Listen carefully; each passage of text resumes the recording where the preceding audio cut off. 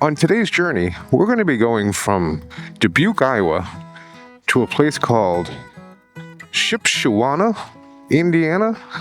I'm not exactly 100% sure, but we'll be staying at the Der Ruhplatz Motel, which apparently is an Amish hotel, or at least was. I guess we'll figure that out when we get there. Currently, we are in Dubuque, which is right here. And we're going to be going through Chicagoland-ish area, out into the Eastern time zone, which starts right about here. And then we're going to end up somewhere around here in Shipshewana. Today is sort of a milestone. In about 5 minutes, the odometer on my Royal Enfield Himalayan 450 is going to flip over 10,000 miles. That puts it in the running for the bike that I've put the most miles on in my entire riding life. I think I had one or two others that were just over 10,000 miles. By the time this trip is done, this bike right here is going to have, 16, 17,000 miles on it. That's pretty good. Anyway, I want to talk about the bike, and I want to talk about the one biggest question that I get anytime I take this bike out on a journey. So we're about to cross over the Mississippi River. This is probably the biggest hill climb I'll do all day, going over this bridge. But in my time with this Royal Enfield Himalayan 450, 9,996 miles, I've had pretty much nothing but fun and enjoyment. It's such a great bike. You know, looking back over it over 10,000 miles, it's really held up remarkably well.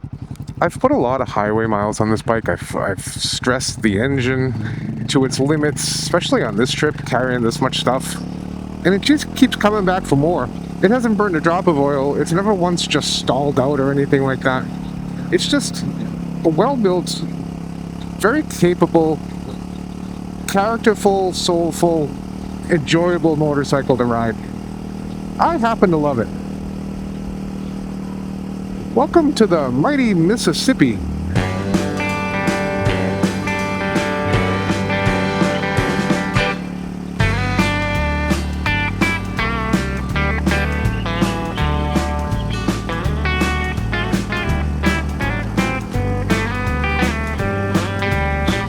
Throughout this entire journey, and on many others, I get asked one question more than any other question.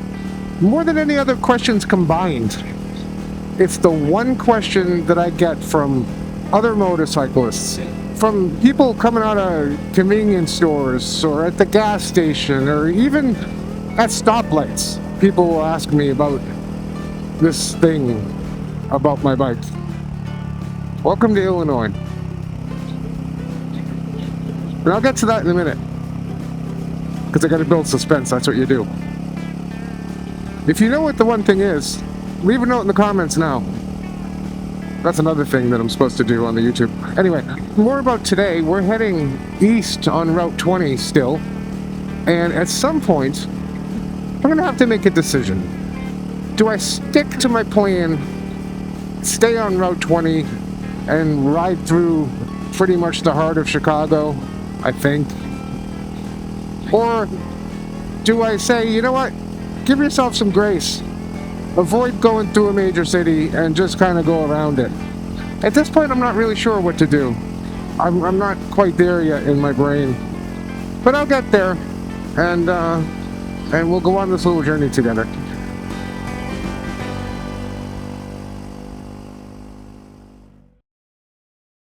So we're at 9,999 miles. And I thought to myself this morning before I left, when I hit 10,000 miles, it'll be beautiful. We'll be in someplace majestic, and I'll be able to extol the virtues of the Royal Enfield Himalayan 450 to the world in this magnificent scene of angels and lush trees and cows. I don't know. But what I'm giving you today is a train, some gray skies, and a 4-lane road that could use some paving. What are you gonna do? That's how it goes. And there it is, 10,000 miles on my Royal Enfield Himalayan. I'd say 9,995 of those miles have been trouble-free and carefree. There's 5 miles in there where, I had to take the bike back to the shop for something little or whatever it was. Also, you all remember the pull to the right issue, which was fixed and solved around the world because of the fine folks at Sabatino Moto in Portland, Oregon. For all your Royal Enfield Himalayan needs. Really, any Royal Enfield needs. They've also got Moto Marinis. Anyway, I need to stop. I need to actually devise some sort of plan for today. I should also probably, check the weather, because it's not looking all that great. And I'm wearing a long sleeve t-shirt, so. Yep, sounds about right. So, we're here in that blue thing, and that is a whole line of bullshit. So, and it's coming right at me. I'm doing my best to sort of outrun these storms. Unfortunately, the traffic ahead of me isn't really cooperating. I don't know if what I'm looking at on the radar is something that I would need to take cover for, or if it's just heavy rain. I can deal with heavy rain. I've got fairly new tires, I've got my rain kit. I took my sheepskin butt pad off and put that away so it doesn't get wet. And so at this point, I might as well tell you that the sheepskin butt pad is the one thing that everyone asks me about. Almost every time I stop, someone will come over and ask me about it. So I just started making up stories. Yesterday, this older lady came over and was asking about it. She's like, "What is that?" And I said, "Oh, that's Fido. That's my that's my old dog. He was a good boy." She wasn't buying it, which made it even funnier. So I told her the whole story, and she says, "That must get hot during the summer." And I looked at her and I said, "Yeah, you too." No, I don't know. I didn't say that, but I really wanted to. So, in case you're wondering, that's from Alaska Leather or Alaska Butt Pads or whatever it is. I'll put a link in the description. I don't work with them. I did have a nice back and forth with them when I was buying it, just to select colors and everything, and they're super nice people. But anyway, that is by far the number one thing I get asked about on this trip. On my last cross-country trip, when I had the Moto Guzzi V85 and I had the same butt pad on, and all the time, every day, 2 or 3 people would ask about the butt pad. I guess that's half the reason I keep it on. I mean, it's comfortable. It keeps me cool in the summer, warm in the winter, and all that. But really, it's just a conversation starter, and I love talking about it and seeing people smile. For some reason, people smile when they see the butt pad. Whatever floats people's boat, I'm there for it. I just kind of thumbed through some of the comments from my last video, and I saw a warning in there that said, "Yeah, Route 20 is great until you get to Chicago, and then it's a nightmare." And so, like I said earlier, I contemplated just skirting around Chicago. And then I thought, nightmare? I'm all about that. So we're going to Chicago. I've only been to Chicago 1 or 2 times, and neither time did I ever actually explore the city. So I know nothing about Chicago, except that it's the windy city? I don't know. Something like that. Let's go find out. On the way there, I want to get back to talking about the Himalayan a little bit. Outside of endless conversations about the butt pad, I've had a lot of conversations about the motorcycle itself, and people seem to be in awe of the idea of going across the country on a single-cylinder 450cc engine. And I am too, a little bit. I think that's kind of the charm of the whole thing. There's a certain challenge to it. There's a certain reward that comes from doing this. Taking a motorcycle with such limited capacity engine-wise and pushing it to its limits to go across an entire continent and then hopefully back again. I mean, we'll see what happens. And to do it without struggling at all. I mean, I've just been having an amazing time. And yeah, there are times when I wouldn't mind having a beefier engine so I could just wind it out and go balls to the wall and, I don't know, just do the fast thing. But that's limited. That's like, I get that feeling maybe once a day, and then it passes. But otherwise, I don't feel restricted by this motorcycle as far as speed and capability and carrying capacity or anything like that. Once you get over the mental hurdle of the fact that you're on what some would consider a slow bike, or at least a slower bike, and just put that to the side, you say you're just on a bike that's fully capable of doing the thing you want to do. You just sink into it, and all of a sudden it's no longer an issue, and you stop thinking about it. I'm thinking about it now just because I'm talking about it, but never am I on the road alone in my thoughts thinking, man, this bike is barely keeping up. It's just barely doing it. It's just not like that at all. It's fantastic. The fact that you can buy yourself for $6,000 plus $29,000 in out-the-door fees, I don't know what they are these days, but $6,000, you can buy yourself a fully capable motorcycle that'll take you across an entire continent and then hopefully back again. Blows my mind. There are guys out there that I see passing me going this way on $25,000, $30,000, $40,000 motorcycles, and I can almost guarantee you they're not having any more fun than I am. Probably less, because they have to worry about dropping that 900-pound thing, and I don't have to worry about dropping this. If I drop it, I can probably pick it up just fine, and if I damage it, well, it's a $6,000 motorcycle. I'm not going to cry, I'm not going to lose sleep, I'm going to replace a part and be on my way. Or maybe I'll just zip tie it together, which is what my dad would do. And by the transitive property, what I do now. Everything I have attached to this bike is zip tied some way or another. I don't know how people lived before zip ties. What did the cavemen do without zip ties? Anyway, let's go to Chicago. I gotta focus because I gotta follow the signs. I've already, what have we gone, 2 or 3 miles while we're talking? And I've completely lost track of whether I'm still on Route 20 or not. My GPS says I am. So, I get that going for me. So, that's good news. Alright.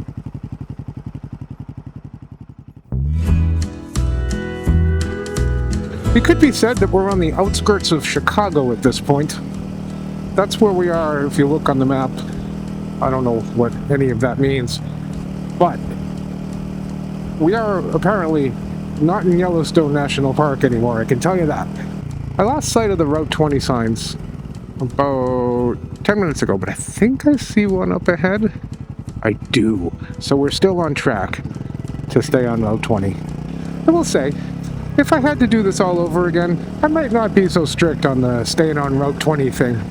It was more just a challenge, more of a mental exercise than anything. Something to say that I did. I rode all the way across the country on one road. Does that mean anything? Does anyone care? No. Do I care? I don't know. But whatever. I'm doing it, and so I'm already more than halfway into it, so I'm not going to give up now. So, Route 20 it is, into Chicago. I don't even know where we are as far as what city or town we're in on the outskirts of Chicago, but I'm going to guess they all kind of look the same. So it looks like things are about to get a little interesting. I'm going on 20 East, which is also 290, an interstate. Oh, fun. Oh, this looks terrible. Perfect. All right. 20 East. I was on the interstate for exactly 45 seconds. Perfect. What? What am I doing? Oh god. Okay. 20 East, right lane. Meanwhile, Google's in my ear telling me to make U-turns and shit. If you're following along this little adventure today, I've still got at least 2.5 hours. Probably more until I get to my destination. Now I'm not sure where I am, but I think I'm going the right way. Every time Google readjusts itself, it goes from like, it'll say, oh, you have 2.5 hours left. Oh, now you have 4 hours left because you didn't take that left. Oh, now you have 2 hours left because, you know, we're feeling generous. And now it's like, you get 3 hours left. Let's settle on that. But it won't. In 5 minutes, it's going to tell me I have 5 hours left. 20 East just goes right.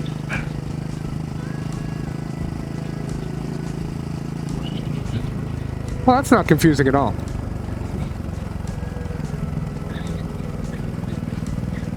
Look at that guy. He's protecting America. Oh my god! Hire him as your next attorney. I'm getting the back sweats. Alright, well, I would hazard a guess and say that we are in Chicago, and so let the nightmare begin. So the real nightmare here about this stretch of Route 20 through the Chicago area isn't the traffic or anything like that. It's the fact that it's light after light after light. And it's also just strip mall hell and car dealerships. It's not pleasant. I'm glad I did it, because I'd feel bad if I just skipped part of this route because it was inconvenient or whatever. You know, and also I got to see a part of the world that I've never seen before, so that's all fine and good. But if you're planning on doing this route, I would suggest maybe skipping this part. It's really not worth it. Anyway, I've got another either 2 hours or 8 hours until I get to my motel.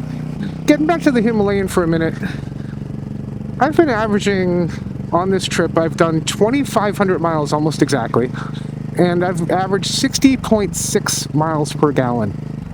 This has a 4.5 or so gallon gas tank, and so I've been doing really well as far as not having to fill up every 5 minutes, and it's been cheaper than taking a bike that does like 40 miles a gallon or whatever. And also it takes 87, where, you know, something like my Gucci requires 91 octane. This one will take 87 and probably wouldn't complain a whole lot if you filled it with ethanol or something. I wanted to also talk a little bit about the tires I got on this bike right now. They're the Michelin Anarchy Adventure tires, and so far they're doing fantastic. I was at Baxter a couple of days ago and I saw the Anarchy Adventure 2s, and those don't look like they'd be as good in the wet as these tires probably are. I don't know, I could just be making that up just from the tread pattern. That's what I observed.